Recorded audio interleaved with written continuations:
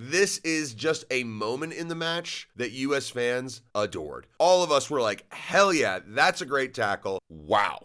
I don't think anyone saw that one coming. The U.S. beating Uruguay 5-1 with a team that had 9 changes from the side that beat Paraguay just a couple days before. Definitely the best performance we've seen from the U.S. in the Pochettino era, but you got to go a long way back to find one equivalent to this. But what we're going to do in this video is go through what happened in this match for it to end the way it was, because it was actually a lot of fun to see. So welcome to Campfire Football. I'm Sebastian North. Please go ahead and subscribe to the channel if you enjoy match breakdowns like these. I do them for the U.S., but also for lots of other important games that I see, as well as making shorts and little clips just about the football world in general. So join me for the ride. We're going to ramp up content as we go into the World Cup and as we get closer to it. So welcome along. Let's go ahead and break down the U.S. match against Uruguay. All right, so we got to start with Sebastian Berhalter. Now, he is currently raising his stock in this team quite significantly, and it's because of his prowess on set pieces. He would score his first international goal right here, but also register another assist. And frankly, I haven't seen anybody give as consistent and quality deliveries as him. By the way, this is a very interesting goal because of where the free kick is placed and where the wall therefore is. The U.S. could really pack the 6-yard box. Now, what I am a little surprised about is how far Uruguay let them get in, but they did the right thing, Uruguay, of stepping out as soon as he plays this ball. Now, this has to be perfect, right? You play a one-touch ball, they're basically expecting it, 2 guys start running, the layoff has to be quality, it is from Dest, and then you've got to be able to run up and just hit it well and get it around that first defender, which is exactly what Berhalter does, and it goes into the corner. Fantastic finish, great goal, but if I'm going to be honest with you, if we're in a World Cup match, this gets chalked off by VAR for offside, because you can actually see Freeman behind Uruguay's defender right there, and he's in the line of the goalie. So look, I don't think this would count in a match with VAR, but nonetheless, it's a great goal, it's a great execution, and it put the U.S. 1-0 up in 16 minutes. So then we would go and get a second goal just a few minutes later. So this is a counter-attack here. Aiden Morris pulls the ball back, Bentancur gets a little bit of a touch, it lands to Tolkien, he shovels out of his feet to Morris, and he gives it to Berhalter. Now watch Tolkien, he's just gonna start running, and nobody follows him. Berhalter sees him and just hits this ball. But what on earth is going on this right side for Uruguay? And this was an issue for them. They just did not deal with this area very well at all. Like, all the goals came from this side. So Tolkien gets this ball, tries to play it across, corner kick. On that corner kick, Berhalter whips it into the back post, and it's Alex Freeman who gets his first goal for the U.S., towering over Bentancur at the back post and heading it in. And I'm thinking, wow, this is like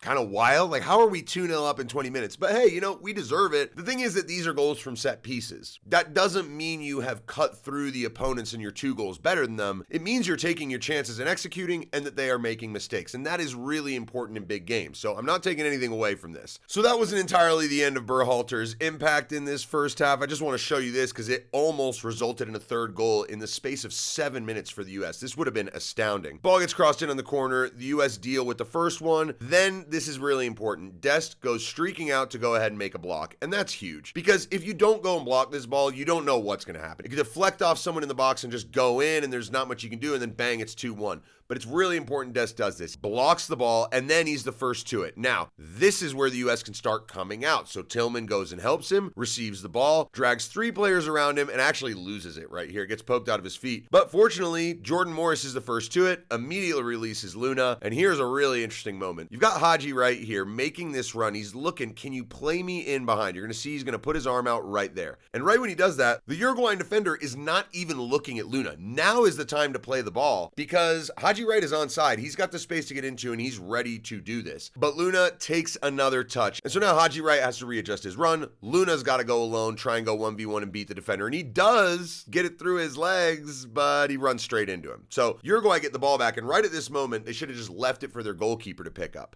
Instead, they start to dribble out and decide we're going to play out of the back. This ball right here is completely ridiculous. Gets cut out by Berhalter very well. The counter pressing's great. And then look, he's on one knee and he's just trying to wriggle his way through these defenders. And though he loses the ball, Aiden Morris steps up. So once again, good counter pressing. He comes forward, gets the shot, and it's saved. And the U.S. would almost score on that opportunity. But then there was a period of time where we had to defend. And you have to be good in these situations, because it is not unreasonable to think the U.S. can just take a 2-0 lead early in a game off a couple set pieces against a good side. The question is, can you survive the rest of the match? So the pressing was pretty good, I thought, but more than anything, it was the fact that Uruguay did a lot of rotations and positional changes. Players making runs off the back, others taking their spots, and so you have to be very keyed in on your group. So the back line has to make sure they're not keeping people on side. Midfielders have to make sure that if they are allowing runners to go, that the back line can pick them up. Guys who are checking in, defenders need to follow them. And frankly, in this stretch of play, you saw everything. Here's Diego Luna coming back to help as one of the 10s. Ball gets dropped. Berhalter's there, and you can see they just would alternate who would go, and then they would stay with their runners. And this worked really, really well. Frankly, Uruguay had no way through at this point, and you kind of wondered, like, are they ever going to find something? And so it gets to Luna, and he accidentally prods it out for a corner. On this corner kick, you would see a quite unbelievable shot. This gets dug out of the box by the U.S. Look at this one-touch shot from Nandez. I mean, this is just, wow. Absolutely leathers it, hits the bar, and that could have been 2-1, right? Because if that's like 4 inches lower, I mean, Freese was getting nowhere near that. It's a quite unbelievable strike of the ball. But hey, you know what? Sometimes you get a little lucky. The U.S. are able to survive that moment, don't concede. So this was great from the U.S. Now, Alex Freeman got his first USA goal earlier in the match, and he would get a very impressive second later. Now, once again, another goal from a set piece, this one just in the second phase. So gets knocked in by Tolkien, cleared out by Uruguay, played from Des to Morris, and then out to Tillman. So Tillman plays Trusty out on the side. Trusty's got the run from Alex Freeman going through. That's a very good run, just that little underlap. But Trusty sees that he could maybe just kind of use this reverse ball inside to Berhalter instead. The only problem is that Berhalter now has 2 guys on him, and he just doesn't think through the situation quick enough and just gets the ball out of his feet. This is just a moment in the match that U.S. fans adored. All of us were like, hell yeah, that's a great tackle. Absolutely fantastic from Tillman. He plays the ball into Trusty, one touch. This time he plays that underlapping run to Freeman. Probably the ball he should have done the first time, but then we wouldn't have seen the Tillman tackle. Freeman then does it all on his own. I thought he was just going to play this to the back post to Haji Wright. That just seemed like the logical option. But instead he decides to dribble through 2 players, keep track of it with both feet, and then finish. Where the hell did that come from? Look, Alex Freeman's a guy who in the summer I saw him as like a serviceable right center back, right wing back guy who could be there when we don't have our good players. But he is clearly showing Mauricio Pochettino that he is valuable to the team, and performances like this where he has impact, that changes everything. Now at this point Uruguay had to be shell-shocked. So if you were going to score 4th, now was the time to do it, and Luna would get it. And look, I don't know what Uruguay were doing. This, first of all, what on earth kind of idea is this? Who's that supposed to be to? He's overhit the ball by like 40 yards. Freese grabs it, and we build out. Now, one thing that's important to note here is John Tolkien. You can just barely see him, and he's just going to keep going. As this ball gets played into Berhalter, I don't know why no one for Uruguay is actually marking, but what I really like here is Austin Trusty seeing that Berhalter is going to get this ball and that he can join the attack. I mentioned earlier that Uruguay's right side was an absolute mess defensively. Remember when Tolkien was completely open earlier?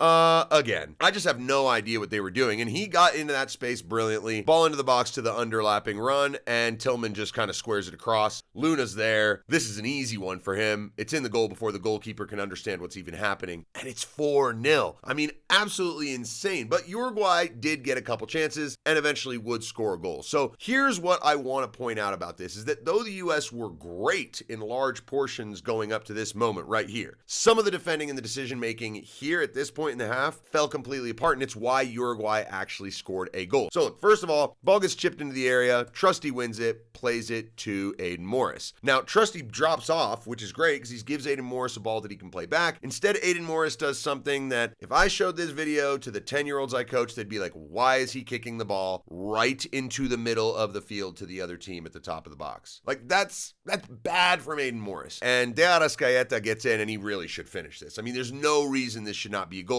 Somehow he puts it wide. Absolutely pathetic finish. But then Uruguay would score the goal. And again, this is just ridiculous. It's a long ball out from the side, and it's going to sort of come down here at the top of the box. Now, it's a collage of mistakes from all 3 of Mark McKenzie, Alex Freeman, and Matt Freese. This ball probably shouldn't bounce, but if it does, you've just got to shield it if you're Mark McKenzie and let Freese come out and get it. If you're Alex Freeman, don't get involved in this, because once 3 players collapse on the same ball, the same thing always happens. They all miss it. The opponent picks it up. Then Uruguay have the ball in the box. Freese is out of goal. We try to clear it. Can't. They win it back. Get down to the byline. Cross it. First header's won. Second. And this is a pretty good finish. Just really nice bicycle kick 6 yards out, and the U.S. give up a goal right before halftime. But Tessman would go and make it 5-1 in the second half. And there wasn't really much to say about the second half. Uruguay ended up actually going down a man before this even happened. But the U.S. would get a corner kick here. Why, when this ball goes out to Gio Reyna, do Uruguay not step their lines up? They're so deep. And so this ball, I don't think anyone's going to deal with Tessman here. Look how huge he is compared to all the rest of the guys around him. Wins the header, scores. Great for him to get a goal, and the U.S. win 5-1. Yeah, so pretty amazing result. Absolutely terrific performance. So much fun to watch the U.S. team play in this game. I would say that's a massive improvement in the overall culture and the way that players understand their roles within Pochettino's tactical setup. So, yeah. Pretty amazing game. Thanks for stopping by. I'm Sebastian North. This is Campfire Football. Please like the video, subscribe to the channel, follow me, and yeah, incredible result for the U.S.